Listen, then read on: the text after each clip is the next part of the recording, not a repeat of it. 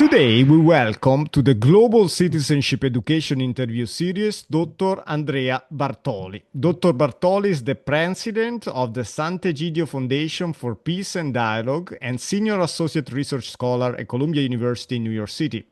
He works primarily on peacekeeping, genocide prevention, and nuclear disarmament, in addition to his role at the Advanced Consortium on Cooperation, Conflict, and Complexity, AC4 at Columbia University. He is a member of the steering group of the Global Action Against Mass Atrocity Crimes, the executive advisor of SOCA Institute for Global Solutions at SOCA University of America.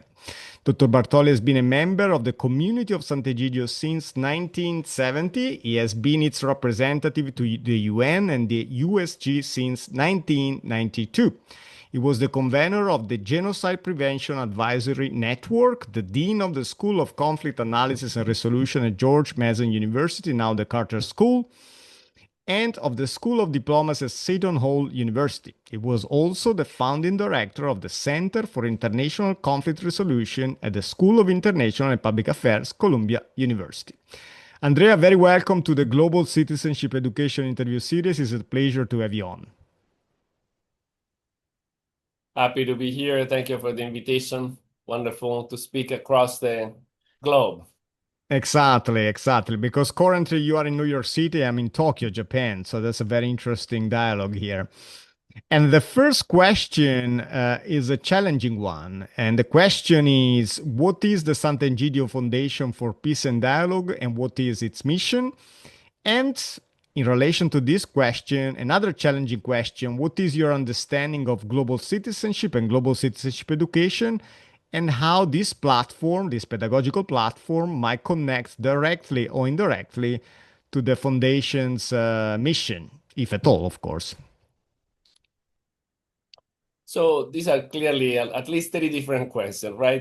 What is global citizenship education? What is global citizenship, and what is Sant'Egidio?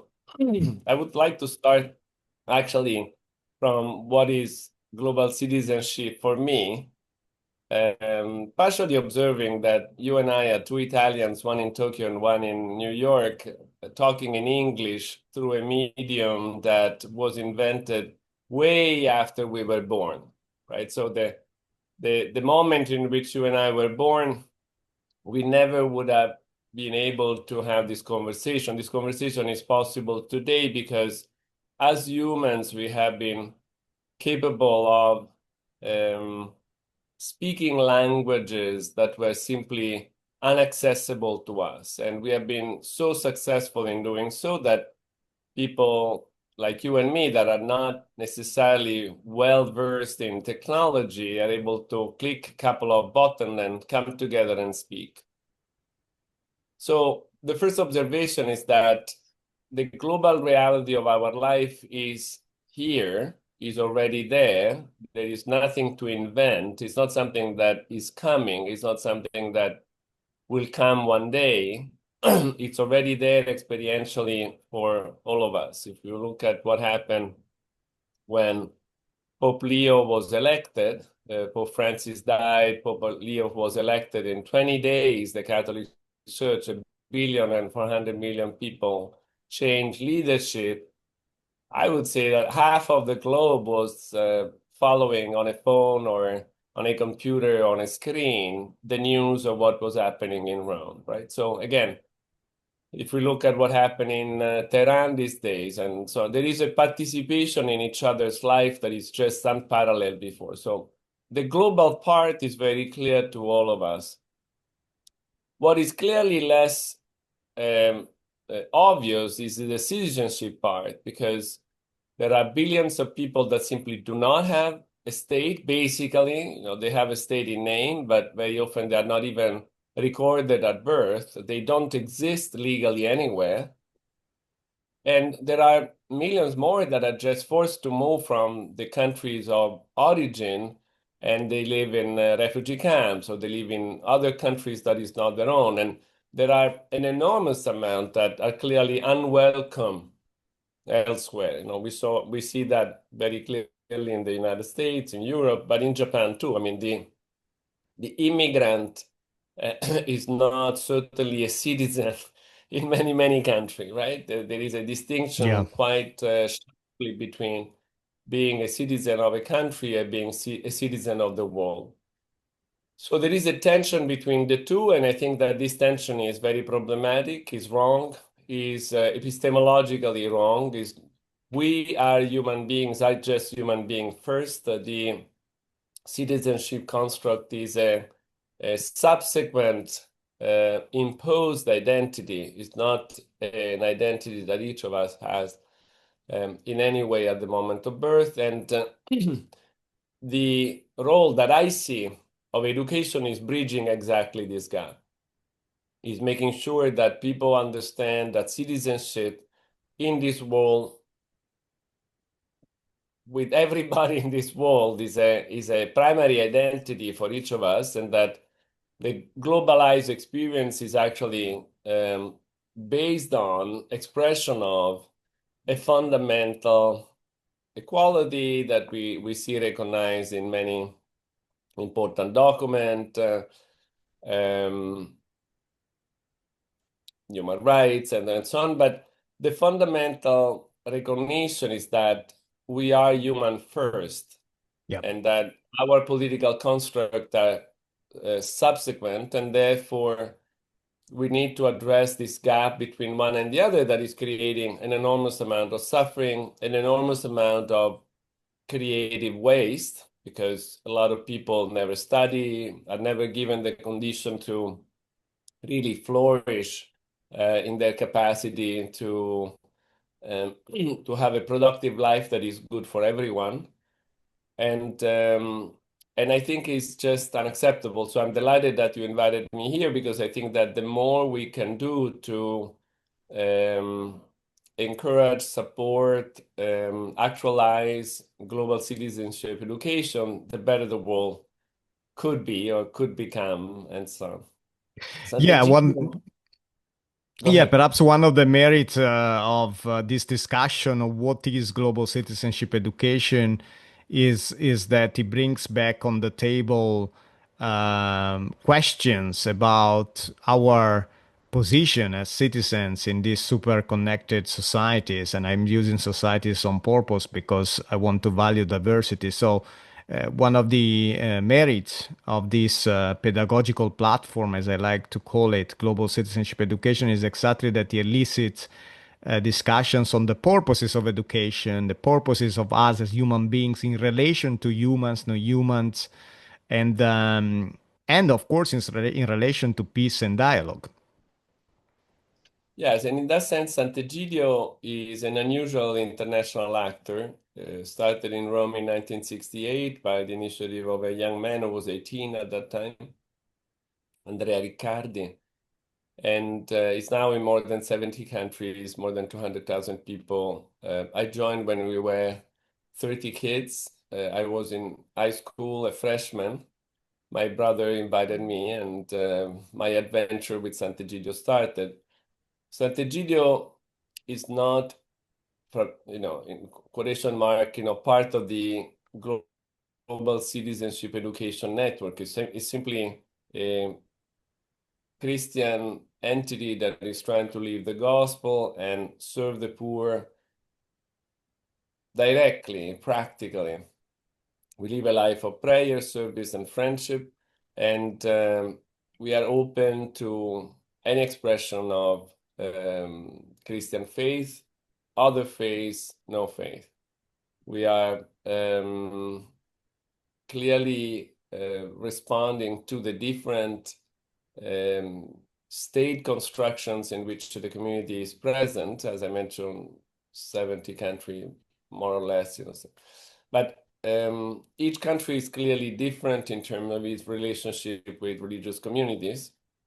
Some are completely agnostic and there is no difference whatsoever. Sometimes you have great restrictions, and sometimes it's just, dangerous to be Christian. And it's important for us to frame the work of the Community of Sant'Egidio and the Community of Sant'Egidio Foundation for Peace and Dialogue as an effort to bridge that gap that I was speaking before, that is to say, to help the states be better at recognizing, welcoming, supporting the people living in their territory.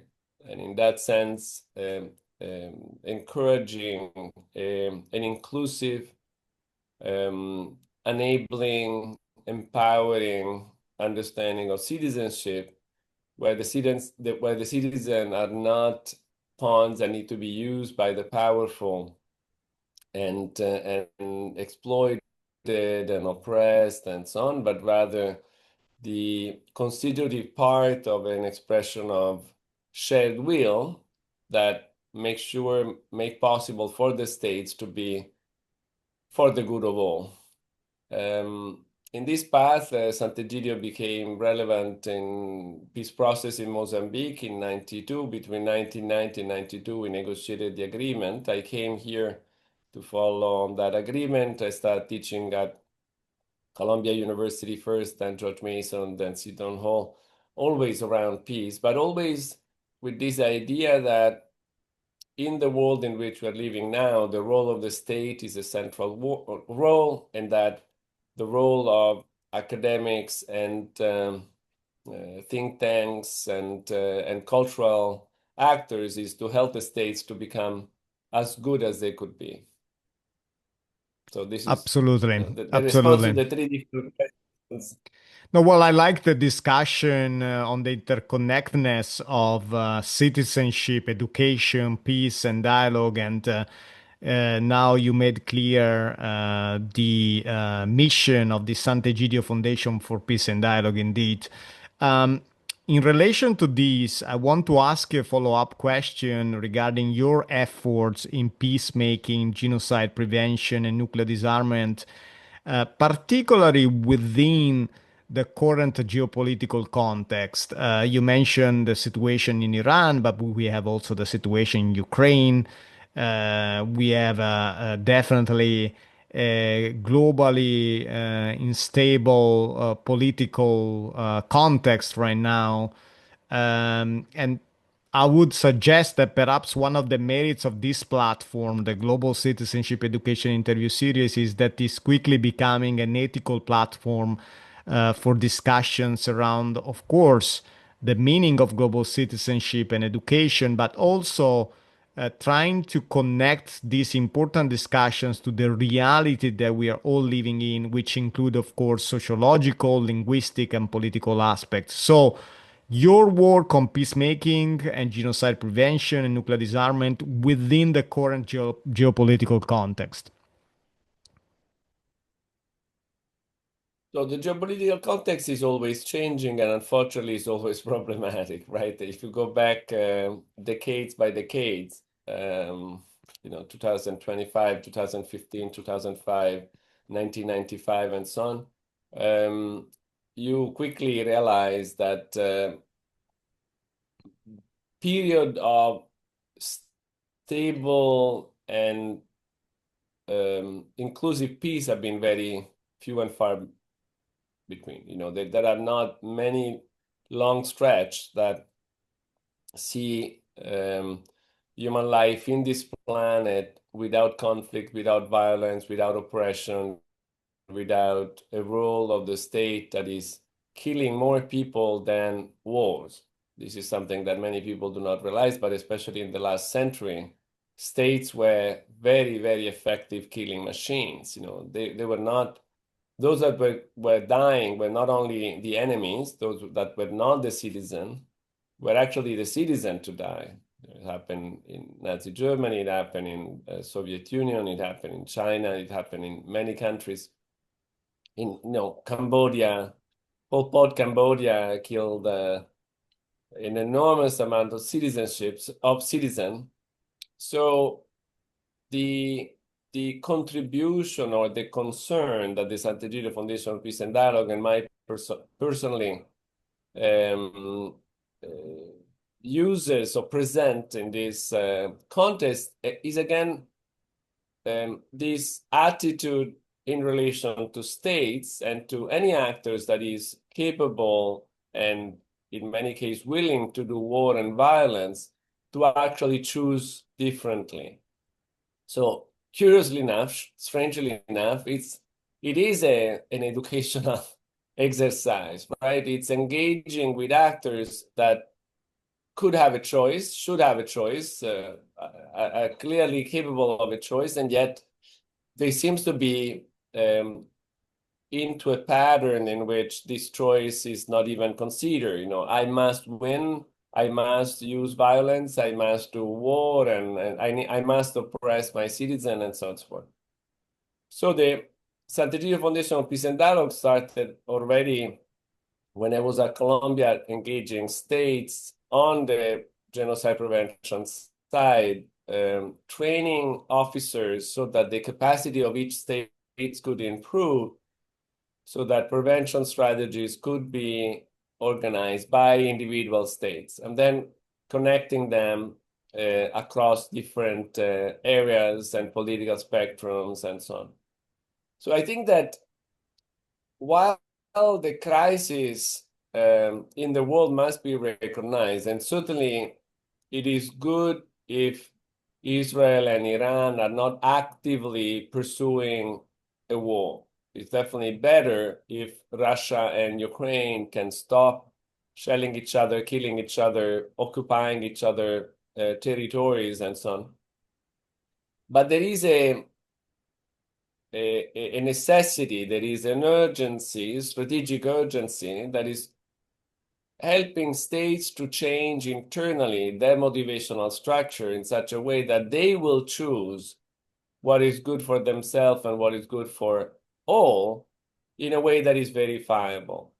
So if you want, this is, I mean, I'm using an image that may not be quote unquote politically correct, but imagine, understand for a moment violence as an addiction.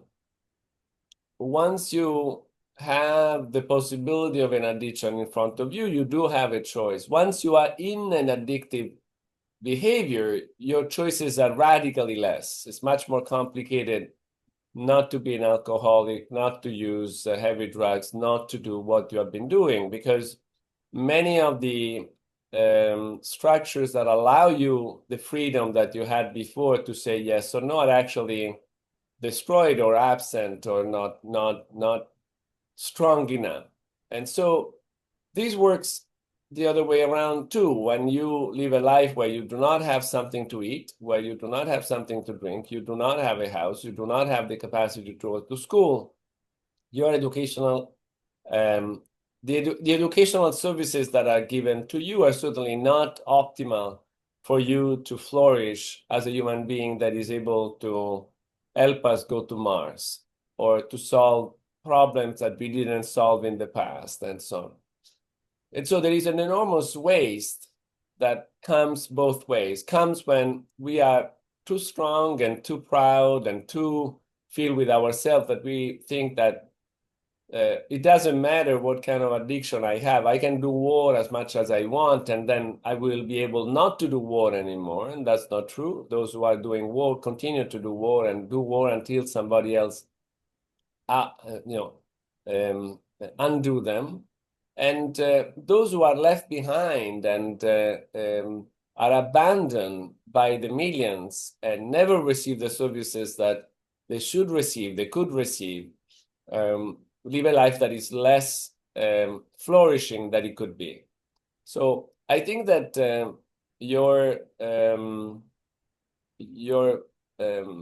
effort, your interview series is very important, because at the core of this human capacity for intervention is the awareness. You need to be aware that there is something to address, there is a gap to bridge, there is a possibility for you as an educator to help at least somebody to move in that direction. There is a responsibility as an educator to call other educators and say, well, there is something that should be done, must be done, it is necessary, to be done and so on, and let's do it together and so on. So of course, in the logic of your interview is that somebody's listening, right? So somebody must be there listening to you and your interviewees. And I think that this is very important work because it's very needed, it's very urgent, and definitely has effect on the person receiving the education, but also on the educator and on the educator systems that allow educators to do this. So I think that in the end, you have a very, very significant impact. Well, thank you, Andrea. I appreciate that, particularly coming from someone such as yourself with a rich background and the important work you're doing with the Sant'Egidio Foundation and beyond that.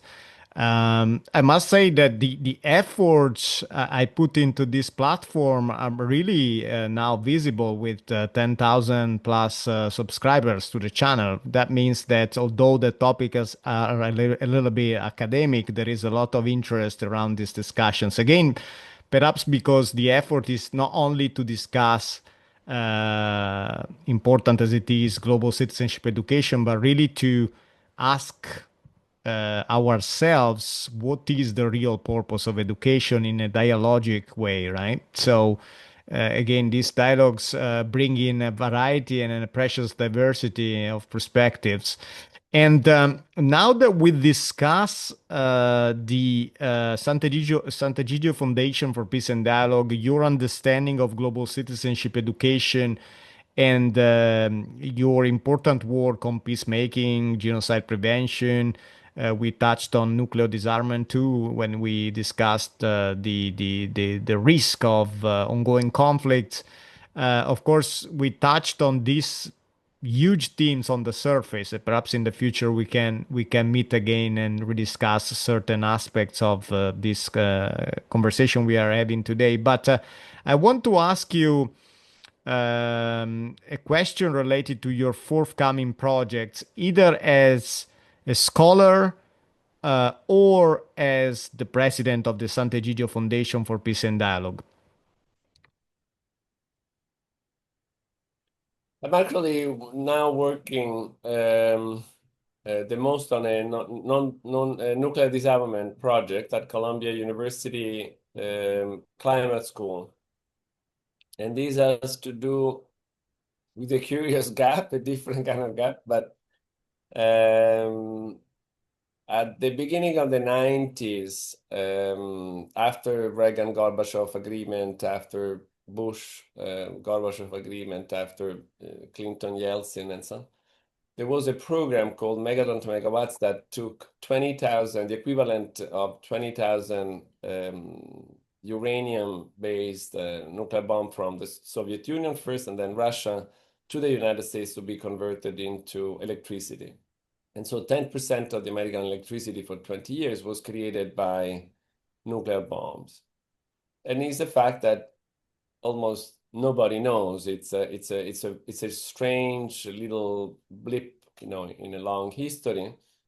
But it's an interesting history because, one, it says that nuclear disarmament was done.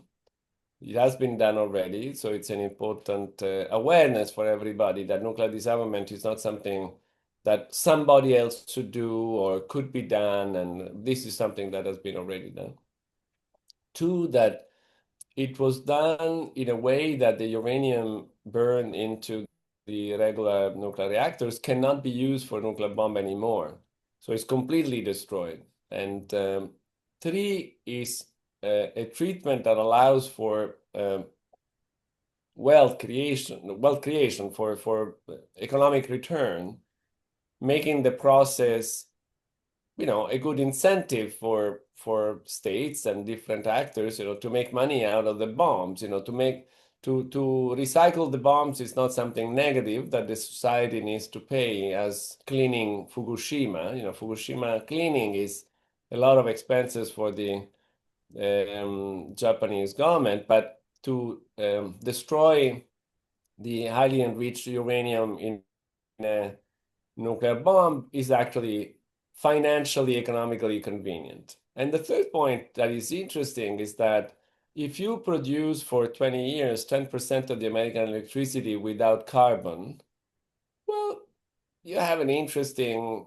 environmental footprint. You have much less carbon than if you were to use coal or oil and so on and so forth. And curiously, this process has never been studied thoroughly. There is no evaluation, especially on the environmental side. And so the Sant'Egidio Foundation for Peace and Dialogue team up with this advanced consortium on cooperation, conflict, and complexity that you mentioned at the beginning, that is at the climate school. And we are starting a 3-year plan to evaluate this. I am convinced that if and when this research project will be successfully concluded, there will be several educational components to it. One, because the program, I think, should be known more, better. Two, because the intersection of nuclear disarmament, clean energy production, and sustainability is not clear to many people. There are not many examples of this, and I think that it would be fascinating to see when humanity starts realizing that actually the three align very well together. There is a strong synergy among them, and therefore the possibility of contributing something like this also on the plutonium side that was not part of the megaton to megawatts, but is continuously growing because the production of plutonium occur also on regular reactors and so on. So this is my next step research.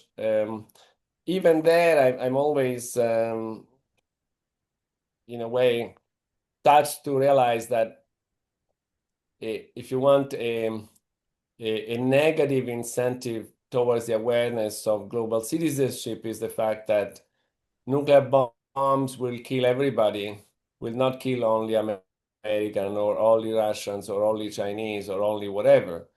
Anybody who happened to be in Nagasaki that day was killed, including Americans, including Korean.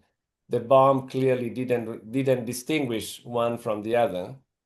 And it reminds us that we are really citizens of one world and not only or primarily of the country from where we come from. And similarly on the environment, right? If climate really changes and we have, this rising of the seas and millions of people are going to suffer, are going to be the poor. Many countries have nothing to do with pollution. The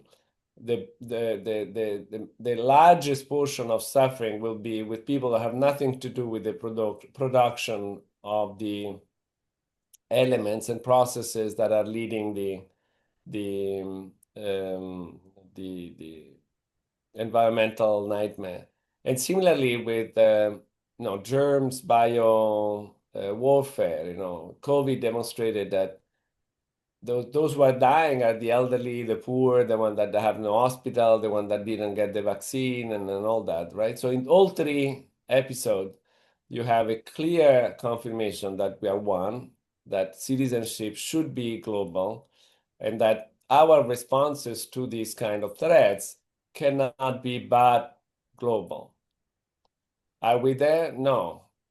Are we still divided, you and me, us and them? Of course, it's and actually all three again confirm these divisions and the stupidity of thinking that if I win, I will be okay. But in all three cases, winning makes no sense. After World War II and the use of the bomb, winning must be fundamentally redefined. And I think global citizenship education is an important contribution to redefine what winning means. It doesn't make any sense to win against. It doesn't make any sense to win separating. It doesn't make any sense to win in a hostile, violent fashion, and so on. Yeah, perhaps winning would mean engaging in dialogue, diplomacy, and conversation. That is something that we don't see in our leadership currently, unfortunately. And of course, this brings us back on the purposes of education, particularly global citizenship education as an ethically and critically oriented platform. And so, to close this very interesting conversation with you, Andrea, I want to ask you a challenging question. How would you define global citizenship education in three keywords, and why did you choose those particular words? Um, I will keep global citizenship education as the three words. I don't think that we need to Mhm. add three more. Um, Okay, I think global that because. is a global because there is no humanity that is not global. Global is a description of something, is not just the future reality that can be constructed. Citizenship because um, the political construction that recognize each other as humans must be expression of this globality, of this global reality that we all share. And education is this service to the awareness of each of us that we are citizens, we are global, and first of all, we are humans, and that this humanity is um, enriched, made possible, constructed in many ways through a self-appropriation process that is dialogical. I grow with you, I become who I am because of you, I engage with you, and therefore I am able to understand what I understand, and so on and so forth. So Excellent, excellent. So you would choose global citizenship education as the tricky words for defining global citizenship education. This is a unique response, but it makes sense. So thank you very much, Andrea Bartoli, Dr. Andrea Bartoli, President of the Sant'Egidio Foundation for Peace and Dialogue, currently based at Columbia University, Senior Associate Research Scholar. A real pleasure to engage in a dialogue with you on these important topics. Thank you for joining us. thank you for inviting me.